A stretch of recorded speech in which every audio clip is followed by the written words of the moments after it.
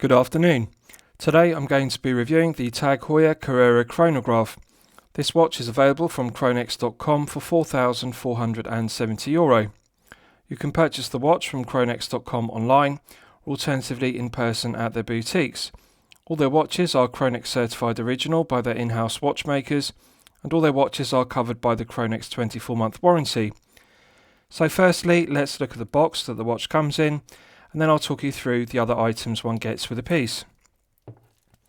So the TAG Heuer Carrera Chronograph comes in this matte black cardboard outer box. One removes the lid, pulls down the flap, and I'll show you the inner watch box itself. In the base of the outer watch box there's a compartment which houses the very comprehensive owner's instruction manual. As you can see, it's very thick because it's translated into multiple foreign languages. Clear concise diagrams and also high definition pictures. It's a very good read if you're unfamiliar with the movement used in the piece, which is the caliber Heuer 02. This is the watch box itself. I like the textured finish to the matte black vinyl, hinged lid, and the interior is finished in a contrasting charcoal grey colour. Very nice presentation, and it's a modern looking watch box which I like. With regards to other items, this is the plastic guarantee card, and as you can see this is a brand new unworn 2021 piece. The date of purchase was August 2021. One also gets the sticker tag, and lastly one also gets this Heuer tag, as you can see. So very nice presentation, very nice attention to detail, and I like it throughout. So with regards to the specifications of the piece, this is the TAG Heuer Carrera Chronograph. We have a 42mm case diameter, we have a 48.3mm lug-to-lug measurement, a thickness of 14.4mm, and the lug width is 22mm. The H-link bracelet tapers from 22mm at the lugs down to the 2-button push clasp. The 2-button push clasp is signed to a high standard with the Heuer shield engraved, brushed satin finish to the top side, underside, which contrasts with the mirror polishing to the flanks, and the mirror polishing to the flanks of the clasp complement the mirror polishing to the flanks of the bracelet. Now, in the absence of micro adjustments, we have two half links, one half link either side of the clasp, and that does suffice in allowing fine-tuning the length of the bracelet to get the perfect fit. One detail I like about the finishing of the interior is on the right hand and the left hand portions we have large chamfers machined, and the chamfers mate with each other. The chamfers on the right hand portion integrate very well with the internal chamfers on the left hand portion, so that means when one closes the clasp, the fit is very good. There's no play whatsoever. It's a good tight 2-button push clasp. So I really like that attention to detail, the way the bevels match on the right hand portion and the left hand portion. So when the clasp is closed together, it's a very tight snap shut. I really like that positive click and the firm resistance of the 2-button push clasp. With regards to the rest of the specification, double dome sapphire crystal, and we have double AR coating, so there's anti-reflective coating on the top side and also the underside, and this is some of the best double AR coating I have seen in the Swiss watchmaking industry. It's absolutely outstanding. The silver applied indices and also the silver baton hands are highly reflective, as one would expect, but the double AR coating does an excellent job of reducing the glare and the highly reflective nature of the applied indices and the hands.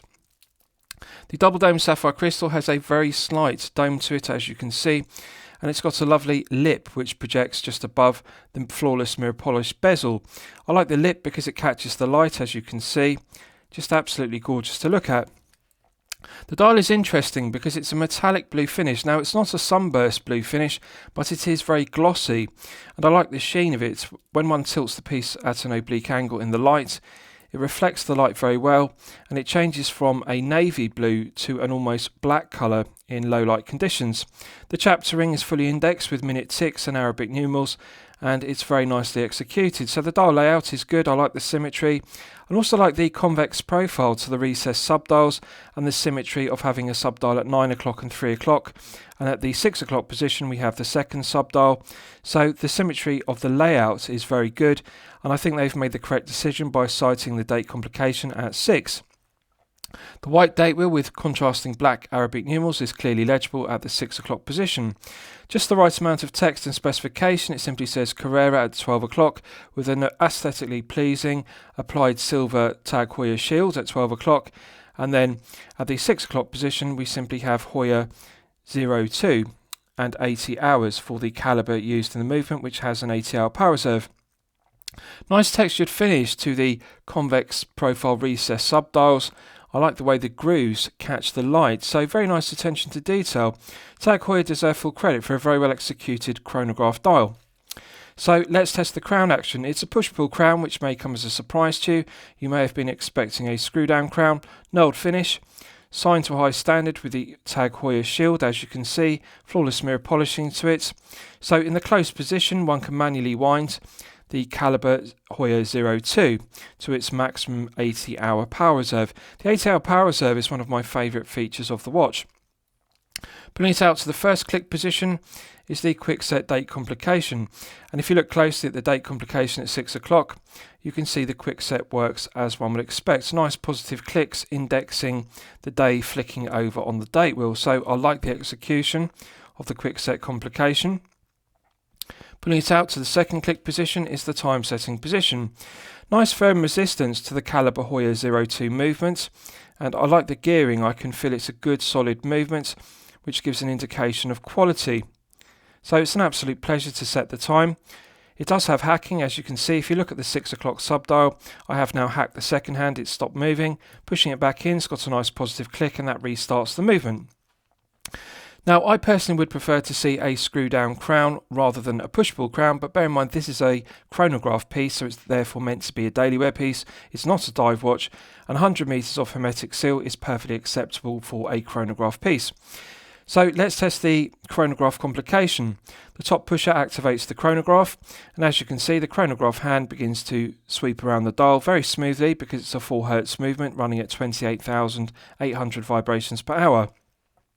As you'll know from my previous reviews, I like 4 Hz movements. I prefer them to 3 Hz movements, such as movements made by Seiko, because it's a characteristic of a 4 Hz movement running at 28,800 vibrations per hour. The second hand has a nice smooth sweep. It doesn't stutter or judder around the dial, and I like that smooth sweep of the chronograph hand. Pushing the top pusher stops the chronograph complication again, and pushing the lower pusher will activate the flyback complication to make the chronograph hand fly back to 12 o'clock and reset. So as you can see, perfect alignment from the caliber Heuer 02. I like the action of the pushers. It's some of the most satisfying pusher action I've experienced on a chronograph. And I've reviewed several chronograph pieces on my channel, as you know, including the Rolex Daytona, and I've also reviewed the Omega Speedmaster, and they are considered to be very good chronographs. But I actually prefer the firm resistance of the spring-loaded action to the caliber Heuer 02. It's got a very firm spring-loaded action to the pushers. They feel very solid. They don't wobble about. There's no extra play. And they've got a very satisfying firm click. When one presses in the spring-loaded pusher fully, it's got a good positive click, which tells you that the column wheel chronograph has been engaged, and I like that positive click. It's crisp. Pressing it again, it's got a nice positive click, and also the same applies to the lower pusher for the flyback complication. It's got a really firm spring-loaded action. You have to really push it in hard, but it's got that positive click, and it immediately resets the flyback, as you can see, with perfect alignment. So very satisfying pusher action, and Tag Heuer deserve full credit because it is something that is difficult to get correct. So I'll show you the case back because it's another one of my favourite aspects. Screw down case back with an exhibition. As you can see, it's glazed with sapphire crystal. Now it does a good job of displaying the movement used, which is the caliber Heuer 02. One detail I really like about the caliber Heuer 02 is the skeletonized rotor. It's rather unusual because it's not a semicircle rotor, it's actually a full circle. If you look closely above the top portion of it, you can see it's actually like a wheel. So it's a full circle which they then skeletonized, and it's gilded. So it's got a nice gilded tone to it, and it's also signed with Heuer, and it's just a very aesthetically pleasing skeletonized rotor. It's finished to perfection. The movement is also decorated with milled stripes on the bridges and also beautifully engraved. So the finishing is very nice, and I like it. So I think that the gilded rotor works very well with the milled stripes on the bridges. So sapphire crystal is good. They haven't used the cost-cutting measure of glazing the screw-down exhibition case back with mineral crystal. Flawless mirror polishing to the circumference, and it's engraved to a very high standard. It complements the flawless mirror polishing to the underside of the case, and needless to say, the end links are finished to perfection. They're a good fit to the case and very well finished. So one detail I like is the use of female pivoted end links in the H-link bracelet. And as you can see, that allows for extra articulation of the end links in the H-link bracelet. Interesting contrast, because the centre links in the H-link bracelet are mirror polished, and that does complement the mirror polishing to the large chamfers on the case and the mirror polishing to the the bezel. Flawless brush satin finishing to the flanks, absolutely gorgeous to look at. I love the lustre of the flanks, and I really like the detail of the angular profile to the large chamfers machined on the top edge of the lugs, and the mirror polishing to the interior of the lugs. The case shape actually reminds me of the Omega Speedmaster because of the bevels on the interior of the lugs.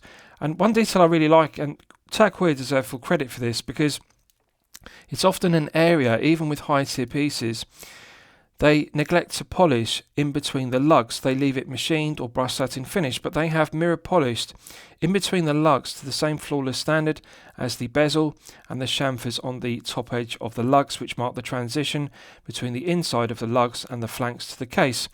So the mirror polishing to the inside of the lugs is some of the best I've seen. The head of the piece is finished to perfection. It really is top grade mirror polishing and also top grade brush satin finishing. It's just absolutely gorgeous. Every facet is absolutely flawless. So as this is a brand new unworn 2021 piece, the bracelet is fully wrapped in protective films, but I can tell you the lustre to the H-links is flawless, and the mirror polishing to the centre links in the H-link bracelet is also flawless. So I'll give you wrist shots and you can see how it fits on my 8-inch wrist. Now I haven't sized the bracelet.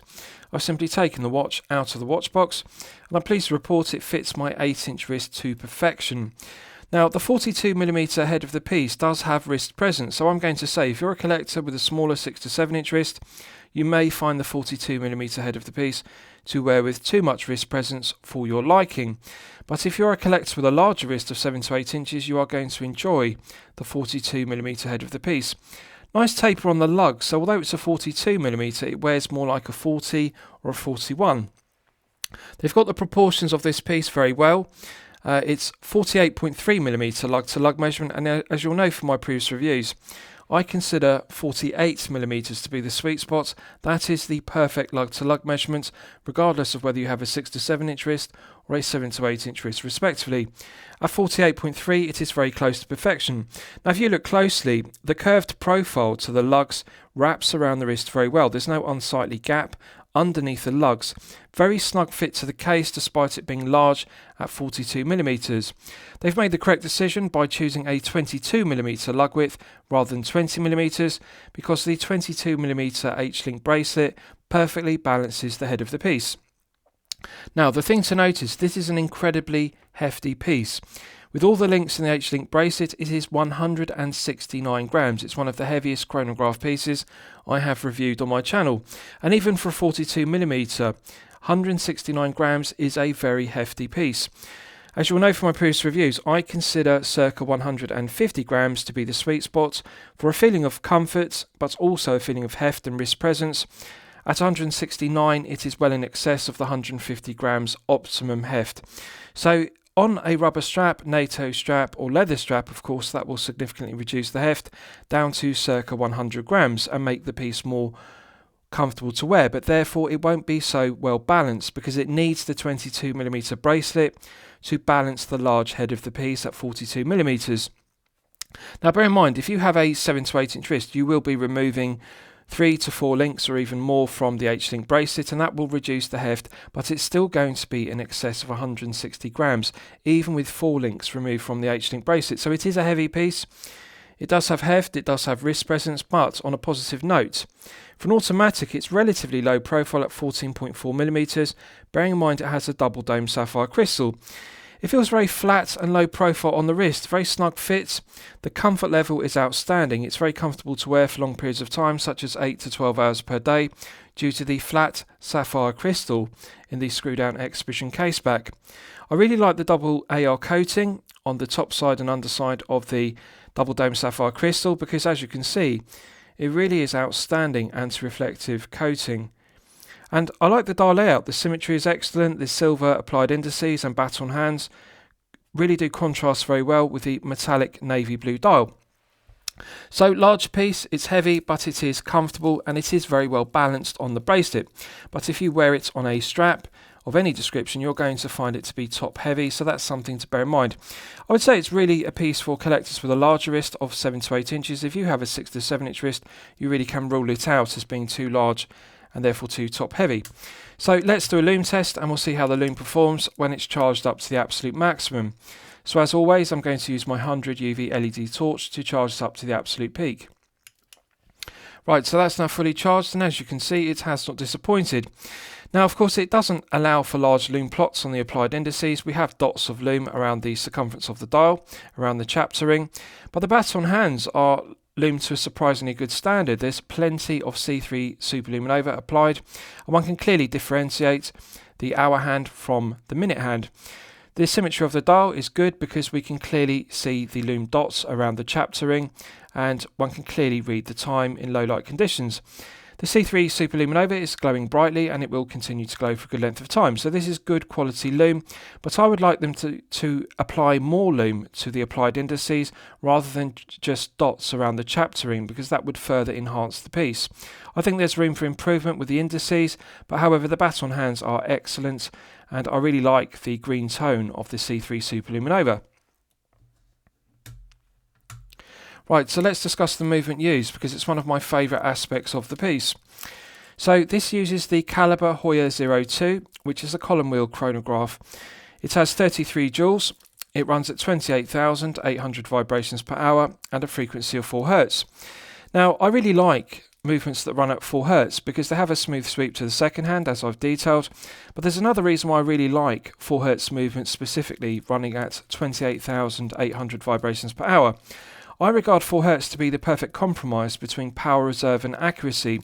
With high beat movements, the higher the beat rate, one gets more accuracy, but one has to sacrifice power reserve. That's the negative, the trade-off of having a high beat movement. Now, of course, if one lowers the beat rate, one increases the power reserve, but however, one sacrifices accuracy. So one has to balance the two. One has to compromise always between power reserve and accuracy. 28,800 vibrations per hour and 4 Hz have become the industry standard because that is the sweet spot, that is the perfect compromise between power reserve and accuracy. So, the main feature of this Heuer Caliber 02 is that it has an incredible 80-hour power reserve. And really, for a column wheel chronograph to have 80 hours of power reserve is very impressive, and Tag Heuer deserve full credit for a very technically excellent, well-executed Caliber Heuer 02 movement. I really like the fact that this is an 80-hour power reserve movement, but it also has chronometer accuracy. When fully wound to its 80-hour power reserve, the maximum, this has a stated accuracy of plus 2 seconds per day. That's what I'm actually getting from this movement. Plus 2 seconds per day from an 80-hour power reserve movement. The accuracy is incredible of this movement, and really this is why I regard 28,800 vibrations per hour and 4 Hz to be the perfect compromise. It's the sweet spot between accuracy and power reserve. So the finishing is outstanding. I like the milled stripes on the bridges. I like the skeletonized rotor, which is a circle rather than semicircle. Absolutely beautiful. They deserve full credit because this is the kind of finishing on a movement one would expect to see on a high tier piece costing in excess of €10,000. It's €4,470. So yes, it is a high tier piece, but it is a level above in terms of finishing to what one would expect at this price point. So the movement is technically excellent, it's reliable, it's well proven, 80 hours power reserve is very impressive, and I really like it. I think the movement is a good strong specification point and a reason alone to purchase the piece. So lastly, I'll summarise the piece. What do I think of it overall? Well, when I'm considering reviewing a watch on my channel, the watch should meet 2 criteria. It should be both excellent quality and excellent value at the respective price point. So this is €4,470. That's the price point. Yes, I consider it to be excellent quality, and yes, I consider it to be excellent value at €4,470. The movement alone is reason to purchase this watch. It makes it very strong specification, but the rest of it is absolutely loaded because we've got double AR coating and the double dome sapphire crystal. 100 meters of water resistance is perfectly acceptable, and the quality of the finishing throughout, the quality control, the build's quality, the case finishing, the bracelet finishing throughout is absolutely flawless. So what are the negatives to the piece? Well, there is only one negative, and that is the use of push pins in the bracelet rather than screw pins. At this price point, I would prefer to see screw pins in the bracelet. But however, this is subjective. Some collectors actually prefer push pins in a bracelet because they make resizing the bracelet very easy. I personally think that screw pins are a better indication of high quality, and I think that they are better looking. So I would prefer to see TAG Heuer use screw pins, but I am pleased to see that they have got two half links, one either side of the 2-button push clasp in the absence of micro adjustment. So that is really the only negative, the use of push pins in the bracelet. Otherwise, the watch is excellent and I'm very impressed with it, so I'm going to highly recommend it to you for your consideration. I hope you've enjoyed my review of the TAG Heuer Carrera Chronograph. Please feel free to post your own comments below the video. Thank you very much.